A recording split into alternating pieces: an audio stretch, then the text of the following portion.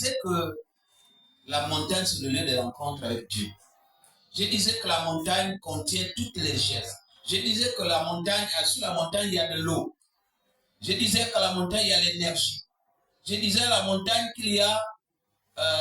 la montagne ressemble à un lieu, comme on appelle ça, un lien entre le ciel et la terre. Amen.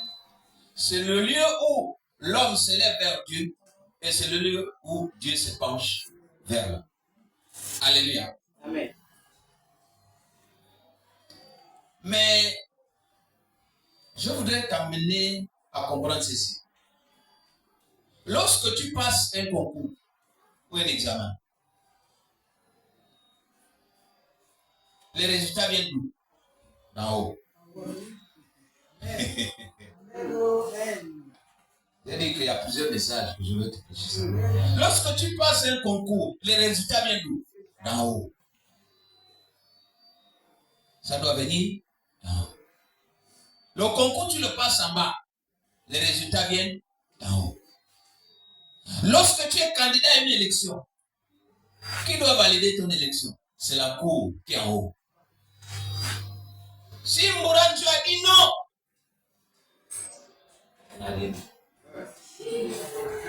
alléluia. Si elle a dit non, c'est non. Si elle a dit oui, c'est oui. Alléluia. Mais c'est toi qui as fait l'élection en bas là-bas. Le résultat vient en haut. Alléluia. Amen. Je ne sais pas si tu comprends toi-même. Je ne sais pas si tu comprends quelque chose. Quel que soit ce que tu peux faire sur cette terre, la décision vient d'en haut. Amen. La décision viendra d'où? D'en haut. En haut, c'est où? Au sommet.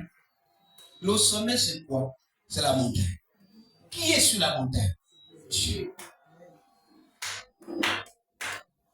Tout vient de Dieu. Tu ne peux pas faire quoi que ce soit si la montagne n'a pas décidé. Alléluia. Amen. Est-ce que tu as une montagne qui décide pour toi? Qui décide pour toi? Est-ce que tu as une montagne? Alléluia. Amen. Mais je voulais te dire que la montagne est merveilleuse. Amen. La montagne est merveilleuse. Tout ce qui se fait, la montagne révèle une importance particulière. Regardons dans le livre de Nombre. Nombre 27, si quelqu'un peut y aller. Nombre 27, du verset 12 au verset 14. Nombre 27, du verset 12 au verset 14. Est-ce que j'ai un lecteur? Nombre 12. Non, Nombre 27, verset 14. La Bible déclare. L'Éternel dit à Moïse, monte sur cette montagne d'Abarim. Regarde le pays que je donne aux enfants d'Israël. Tu le regarderas. Mais toi aussi tu seras recueilli auprès de ton peuple, comme Aaron, ton frère, a été recueilli. Parce que vous avez été rebelles à mon ordre, dans le désert de Tine, lors de la consultation de l'assemblée, et que vous ne m'avez point sanctifié à leurs yeux, à l'occasion des eaux. Ce sont les eaux de contestation à Kadès, dans le désert de Tine. Alléluia. Amen. L'Éternel dit à Moïse, monte sur cette montagne d'Abarim et regarde le pays que je donne aux enfants d'Israël. Tu le regarderas, mais toi aussi, tu seras recueilli auprès de ton peuple, comme Aaron, ton frère, a été recueilli. Bien aimé. Sur la montagne, on peut apercevoir le paradis. mais sans y entrer. Est-ce que quelqu'un comprend ça? Sur la montagne, on peut apercevoir le paradis, mais sans y entrer. Moïse, on lui a dit, va prendre le peuple d'Israël.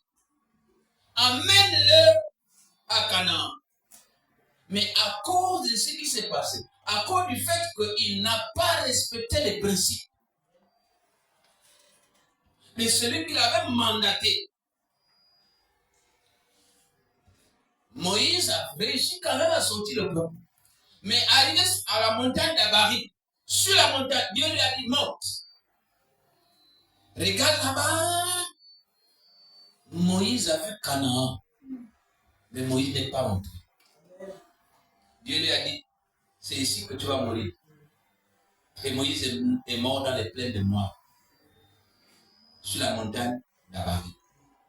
Sur une montagne, tu peux apercevoir le paradis, mais sans y entrer. Alléluia. Amen. Parce que tu es déjà sur une position élevée. Mais j'ai l'habitude de dire que lorsqu'on est au sommet de la gloire, on est plus proche de l'enfer que du paradis. Lorsqu'on est au sommet de sa gloire, l'orgueil monte, on se rapproche beaucoup plus de l'enfer. Alléluia. Amen. Et Moïse, le fait qu'il n'avait pas respecté les ordres de Dieu, au lieu de parler au rocher, il avait frappé le rocher. Dieu n'était pas content. L'eau était sortie. Les gens ont étanché leur soif. C'était bien, mais Dieu n'était pas content. Non, il y a des choses qu'on peut faire. Non, c'est bien. Tout le monde est content. Mais Dieu n'est pas content. Tout le peuple était content de boire. Mais la manière dont l'eau était sortie, Dieu n'était pas content. Il a dit, parle au rocher. Il n'a pas parlé, il a pris son bâton, il a frappé. Mais il a frappé qui? Le rocher des siècles. Et le rocher des siècles, c'est Jésus lui-même. C'est Dieu lui-même. Alléluia. Amen. Et là, Dieu n'était pas. Tu peux faire des choses que les gens admirent, les gens acclament. Mais parfois, Dieu n'est pas avec toi. Parfois, il n'est pas content. Non, j'ai fait ça, j'ai prêché, les gens ont admiré. Non, ils savent que moi, j'ai fait bien. Les gens admirent. Mais parfois, Dieu n'est pas avec toi. Il n'est pas content. Alléluia. Amen. Sur une montagne, on peut apercevoir le paradis. Dieu va dire, tu as vu ça, oui. Mais tu n'entreras point. Et Moïse l'a fait. Et c'est comme ça que si vous poursuivez la lecture de ce texte à partir du verset 15 de la suite, Moïse va dire, mais donc Dieu, finalement je sais que je vais mourir, mais comme désigne toi-même quelqu'un qui va amener ces peuples-là à Canaan. Dieu a dit, non, mais ce n'est pas les gens qui me manquent. J'ai encore de la réserve. Mais toi là, c'est terminé. Ton histoire se termine ici. Et Moïse est mort sur la montagne d'Abari. Alléluia. Amen. Parcourons Exode 24. Rapidement, si les gens peuvent lire. Exode 24, le verset 16 à 18. Rapidement. Exode 24, 16, 18. La parole est dans Exode 24, 16 à 18. L'Éternel reposa sur la montagne de Sinaï. Et la nuée le couvrit pendant 6 jours. Le 7e jour, l'Éternel appela Moïse du milieu de la nuée. L'aspect de la gloire de l'Éternel était comme un feu, dévorant sur le sommet de la montagne, aux yeux des enfants d'Israël. Moïse entra au milieu de la nuée, et il monta sur la montagne. Moïse demeura sur la montagne 40 jours et 40 nuits. Sur la montagne, on peut recevoir la connaissance. Alléluia. Amen. Et sur la montagne, on peut être auréolé de la gloire de Dieu. C'est-à-dire, quand on est sur la montagne, on est dans la gloire. On est à l'intérieur de la gloire de Dieu. Est-ce que vous voyez l'importance de la montagne? Vous voyez l'importance d'être sur la montagne? Parce que quand on est sur la montagne, on peut être auréolé de la gloire de Dieu. Et on peut recevoir la connaissance. Parce que c'est sur cette montagne, le mont Sinaï, que Moïse a reçu les tables de la loi. Donc la connaissance. Alléluia. Il ne les a pas reçus en bas. Il ne les a pas reçus ailleurs. Il ne les a pas reçus sous l'eau. Il ne les a pas reçus dans le ciel. Il les a reçus sur la montagne. Alléluia. Amen. Mais sur la montagne, on reçoit aussi l'onction qui te permet de vaincre l'ennemi. Amen. Sur la montagne, lorsque tu vas sur la montagne, tu reçois l'onction qui te permet de vaincre l'ennemi. Vous voyez dans le livre de Luc, nous avons l'histoire de Jésus qui sort d'un jeûne. Il a fait 40 jours, 40 nuits. Il a reçu l'onction nécessaire. Et lorsque le diable prend pour l'amener dans le désert, pour le tenter, Jésus est sorti de là quoi? Victorieux. Alléluia. Il est sorti là vainqueur. Parce que quoi? Il a reçu l'onction nécessaire. Il a reçu l'équipement nécessaire. Quand tu vas sur la montagne, quand tu fais ton jeûne, quand tu descends, tu as l'équipement. Alléluia. Amen. Mais tu ne peux pas dire que tu as l'équipement. Plutôt, tu ne peux pas dire que tu es parti sur la montagne et tu n'as aucun équipement. Et tu viens de là-bas nu. Non, tu dois avoir un revêtement spirituel. Tu dois avoir un équipement spécial. Parce que tu es sur la montagne. Parce que tu es parti rencontrer Dieu. parce que tu étais, Dieu a parlé avec toi comme il a parlé avec Moïse, bouche à bouche. Parce que lorsqu'on est sur la montagne, quelqu'un avait dit, ceux qui savent parler, qui savent écrire, il avait dit,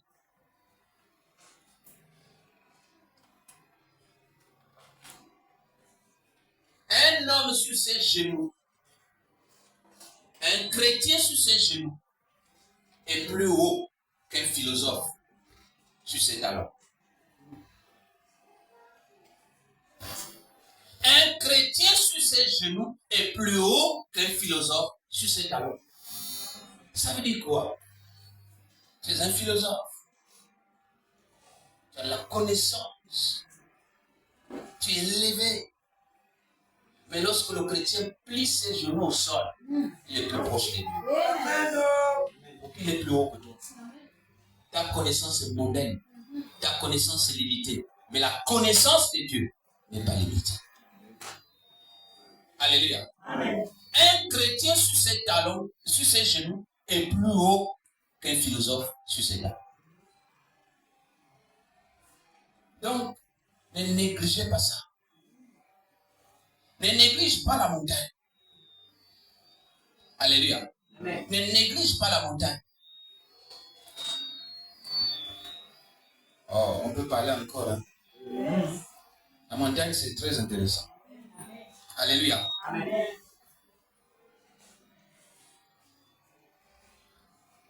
Nous sommes dans Exode 17, n'est-ce pas? C'est notre texte de base. Notre texte de base. Est-ce que tu l'as compris? Je disais le verset, du verset 8 au verset 15. Je reviens sur ce texte. Peut-être que tu n'as pas bien compris. Amalek vient combattre Israël à Rephidim. Amalek, c'est qui? Qui vient combattre? Sachez que Amalek vient combattre Israël. Suivez-moi bien pour que vous compreniez les choses. Amalek vient combattre Israël. Amalek, c'est le descendant d'Ésaü. Israël, descendant de Jacob. Quelqu'un me comprend? Amalek, descendant d'Ésaü. Israël, descendant de Jacob. Jacob lui. Amalek vient combattre en fait les fils d'Israël. Ce n'est pas Israël directement, les fils d'Israël.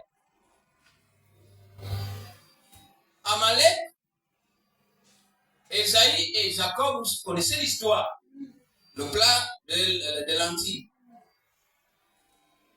Vous connaissez le plat de lentilles? Bon, l'animosité est partie de là. Et puis, le vol de la bénédiction. L'animosité est partie de là. Et donc, jusqu'à aujourd'hui, l'animosité est toujours là. C'est pour ça que, comprenez les choses.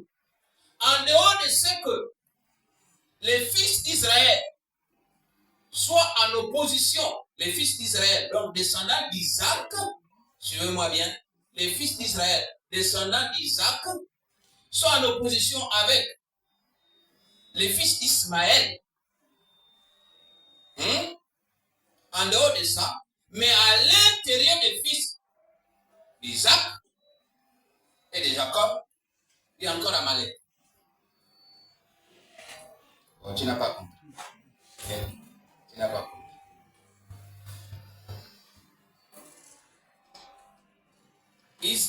Abraham va mettre au monde les chrétiens, va mettre au monde les musulmans. Nous sommes tous fils d'Abraham.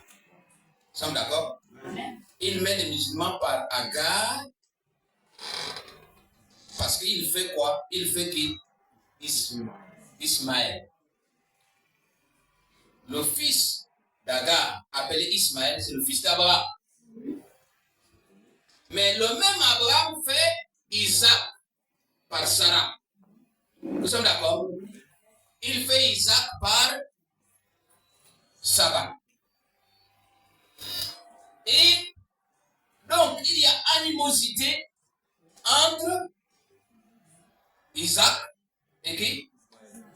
Et Ismaël. Donc, un chrétien est musulman. Maintenant, nous sommes chez Isaac. Isaac va mettre le monde de qui? Donnez-moi les enfants d'Isaac, que vous connaissez. Esaïe et Jacob. Donc, nous sommes à l'intérieur des chrétiens. Esaïe et Jacob se font quoi? La guerre. Amalek et Israël. Donc, quand vous voyez la guerre au milieu des chrétiens, ne vous étonnez pas. Ça a commencé depuis. Ça a commencé depuis. On se fait encore la guerre parce qu'il y a encore des sous-entendus. Et ici, donc, Amalek vient combattre Israël à Rephidim. Alors Moïse dit à Josué, choisis-nous des sorts. Sors, combat Amalek. Demain, je me tiendrai sous le sommet de la colline, la verge de Dieu, dans ma main.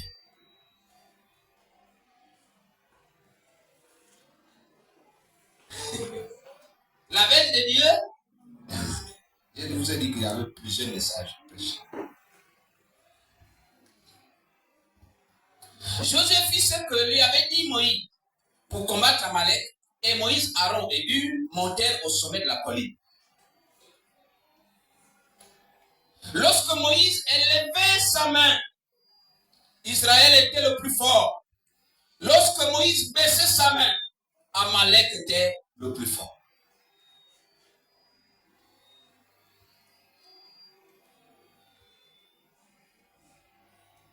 Le combat s'est déroulé où?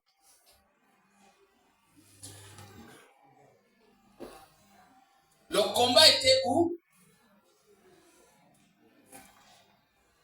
Le combat était dans la vallée. Le combat était en bas. Mais la victoire venait d'où? De la montagne. Tu as fait le concours en bas. La proclamation vient d'en haut. N'est-ce pas? Je vous ai dit ça. Suivez-moi le message. Lorsque le combat se déroule dans la vallée, la victoire c'est en haut là-bas. Tant que les mains de Moïse sont levées dans la vallée là-bas, on ne craint rien.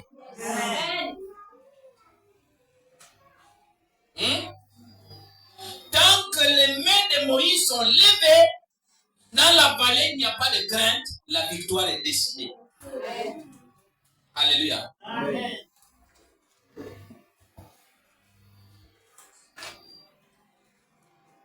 Mais Moïse doit monter avec quoi? Avec le bâton de Dieu. C'est pas écrit. On dirait que j'ai vu ça. Alors Moïse dit à Josué, choisis-nous, verset 9, des hommes, sors et combat Amalek. Demain, je me tiendrai sur le sommet de la colline, la verge de Dieu dans ma main. Lorsque tu vas sur la montagne, la verge de Dieu dans ta main, il te faut quoi? Hur et Aaron. On veut la victoire dans cette église. Où sont Hur et Aaron?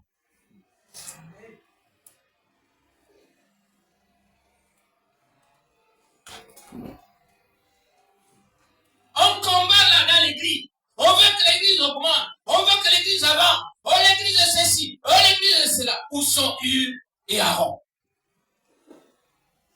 On va avoir la victoire. Mais lorsque Moïse est seul, les mains fatiguées, la victoire, vous ne l'aurez pas. La victoire, vous ne l'aurez pas. Parce que la victoire se trouve au sommet. Tout ce que vous pouvez faire, tout ce que vous pouvez chercher là, vous avez l'impression que la vie avance, ça n'avance pas. Parce que vous êtes dans la défaite. Les mains de Moïse sont baissées.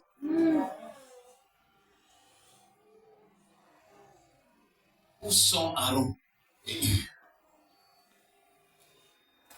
Là-dedans, où sont les Aaron? Les Hur sont où? Ceux qui doivent accompagner Moïse sur la montagne, ils sont où? Quand on ne connaît pas l'œuvre de Dieu, ce n'est pas la peine de forcer les choses. Non, on force trop les choses. On force les choses. Oui, on est plus apte à parler, à critiquer, à dénigrer. Mais on n'est pas capable d'être Hur. On n'est pas capable d'être Aaron et de soutenir le combat. On n'est pas capable de soutenir le combat. Le combat se trouve dans la vallée, mais la victoire est sur la montagne. Tout ce que tu fais là sera validé. C'est le sommet qui va valider. Tout ce que tu fais dans ta vie, c'est le sommet qui doit valider. Amen. Tu as préparé une sauce. Ce sont les gens qui vont manger qui doivent valider que tu as bien fait.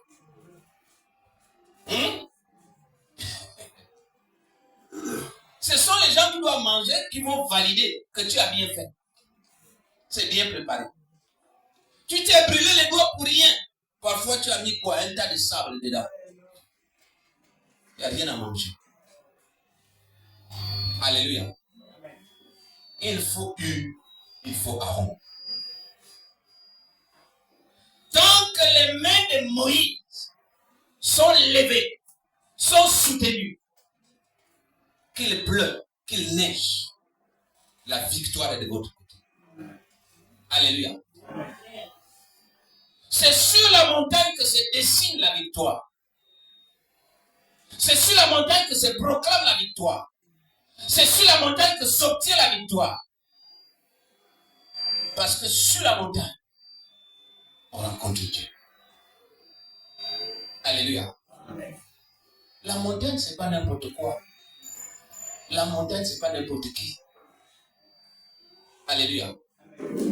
La montagne, ce n'est pas n'importe quoi, ce n'est pas n'importe qui.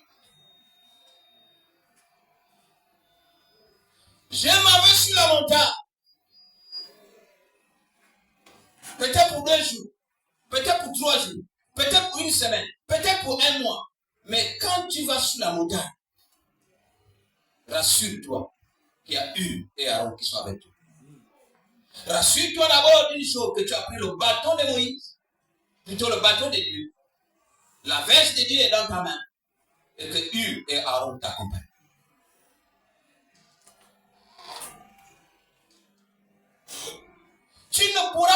engranger des victoires. Qui est ton Moïse? Tu vas aller commencer une affaire, mais qui est ton Moïse? Et qui sont à côté de Moïse? Et tu commences une affaire, Moïse n'est pas informé. Vous pensez que Josué est parti combattre Amalek sans pourtant qu'il soit autorisé par Moïse? Alléluia. C'est Moïse qui a donné l'autorisation. Moïse aussi a reçu de Dieu. Alléluia. Moïse reçoit l'ordre de Dieu et il répercute l'ordre sur Jésus. Jésus, oui, rends-nous des ordres. Va sur le terrain, va combattre Amalek. Et moi, Aaron et Hur, nous irons demain sur la colline, au sommet de la montagne, avec la verge de Dieu. Tu commences une histoire, ton Moïse c'est qui? Vous ne connaissez pas la Bible? Que va commencer même le jeûne chez lui? Mais ton Moïse c'est qui va tenir pour que ton jeûne tienne?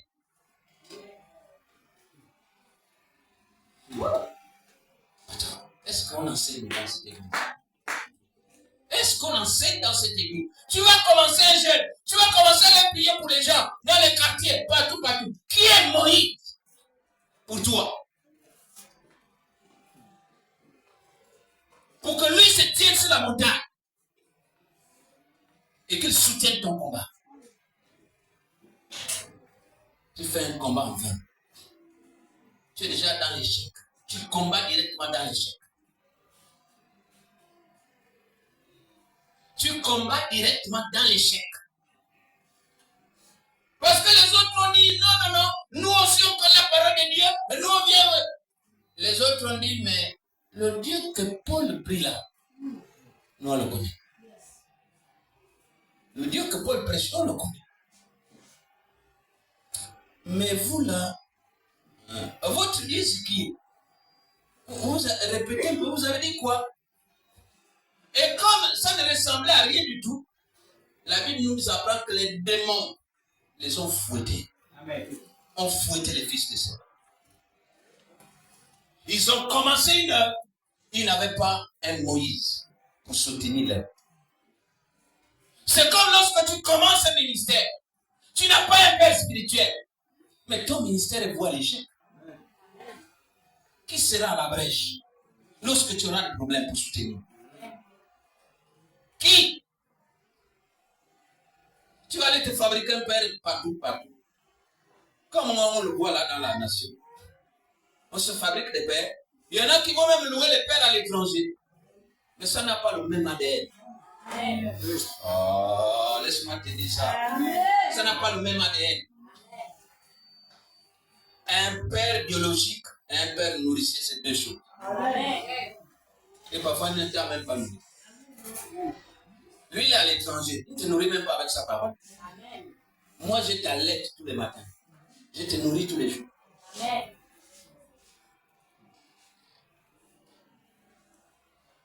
Tu le suis à la télé, c'est mon père. Vous n'êtes jamais rencontré. Mon ami, écoutez. La Bible dit, Josué a reçu l'onction par une position de main. Dieu a dit, donne une partie de ton esprit à Josué. Et par une position de main, il y a eu transfert. Il te pose de mettre depuis la télé. Vous êtes des super, vraiment bon. Je ne qualifie plus. Alléluia.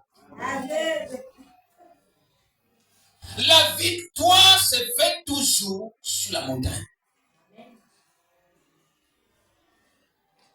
Tous les combats se passent dans la vallée. Même lorsque je traverse l'ombre de la vallée de la mort, je ne crains aucun mal. Car ton bateau et ta houlette me rassurent. Je peux traverser l'ombre de la vallée de la mort. Je sais qu'en haut, Moïse, Hur et Aaron sont en train de discuter. 1 Vous pouvez voir le vent souffler là.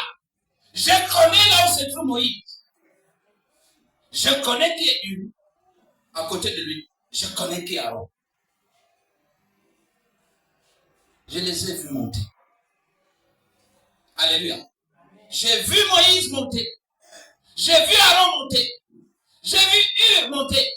Et j'ai vu Moïse qui avait le bâton. La verge. Toi, tu as qui? Tu vas aller te fabriquer un père qui a Masanga. Vous connaissez Masanga? Qui connaît Masanga?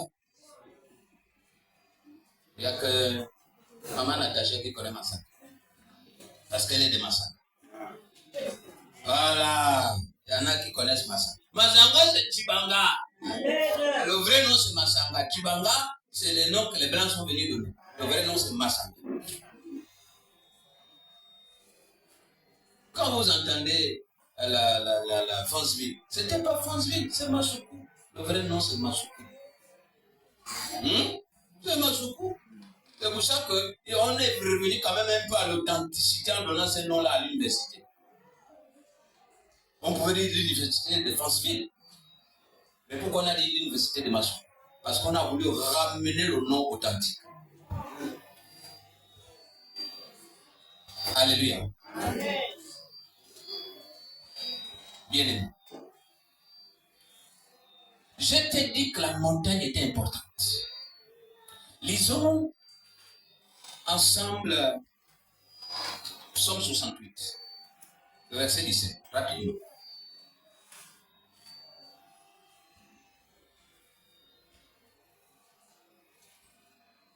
Psaume 68, le verset 17. Quelqu'un est-il à la page? Psaume 68, verset 17. Dans le psaume 68, verset 17. Pourquoi, montagne, aussi nombreuse, avez-vous de l'envie contre la montagne que Dieu a voulu pour résidence? L'Éternel n'en fera pas moins à sa demeure à perpétuité. Alléluia. Pourquoi, montagne aussi nombreuse, avez-vous de l'envie contre la montagne que Dieu a voulu pour résidence? L'Éternel n'en fera pas moins sa demeure à perpétuité. Pourquoi, montagne aussi nombreuse, avez-vous de l'envie contre la montagne que Dieu a voulu pour résidence? Est-ce que quelqu'un comprend ça? Nous sommes tous des montagnes. Suivez-moi bien. Nous sommes tous des montagnes. Mais il y a une montagne que Dieu a choisie pour faire de ces lieux sa demeure. Nous sommes tous des montagnes. Mais il y a une montagne que Dieu a choisie. Ce n'est pas Abarim. Ce n'est pas Sinaï. Ce n'est pas je ne sais pas quoi. Mais c'est Horeb. La montagne de Dieu. C'est Horeb que Dieu a choisi comme résidence. Mais pourquoi vous avez de l'envie contre la montagne que Dieu a choisie? Plutôt que de savoir que ma victoire viendra de cette montagne, vous avez de l'envie.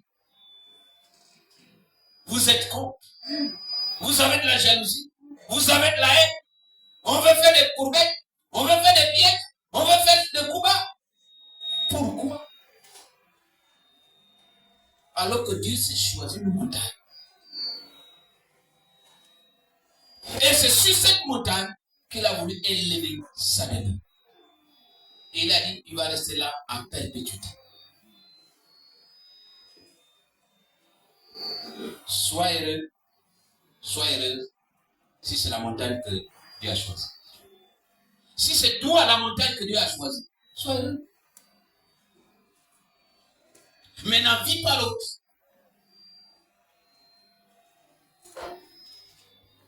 Vous savez, il y a un proverbe camerounais qui dit, ce sont les arbres de même taille qui s'échangent de singes. C'est-à-dire que quand vous n'avez pas la même taille, vous ne pouvez pas vous... Le singe fait comment? Il voit un arbre là, il voit un autre arbre là, ils ont la même taille, le singe sort et va sur l'autre arbre. Le singe qui est là-bas aussi vient là. Mais quand c'est en bas là-bas, un arbre qui est en bas, le singe a du mal à partir là-bas pour ici parce qu'il peut passer outre. Est-ce que quelqu'un comprend ça? Ce sont les arbres de même taille qui se changent de singe. Ce sont les montagnes de même hauteur qui se communiquent les onctions. Ce sont les montagnes de même hauteur qui se communiquent les onctions. Je suis une montagne. Je suis une montagne. Mais je ne sais pas laquelle Dieu a choisi. Dieu s'est choisi une montagne. Mais pourquoi faire de la jalousie? Tu ignores que ton avenir est sur la montagne. Ton avenir va être décidé sur la montagne. Ta vie est décidée sur la montagne. Ta victoire est décidée sur la montagne. Mais ce matin, la plus grande question. Qui est sur ta montagne? Qui est sur la montagne de ta vie?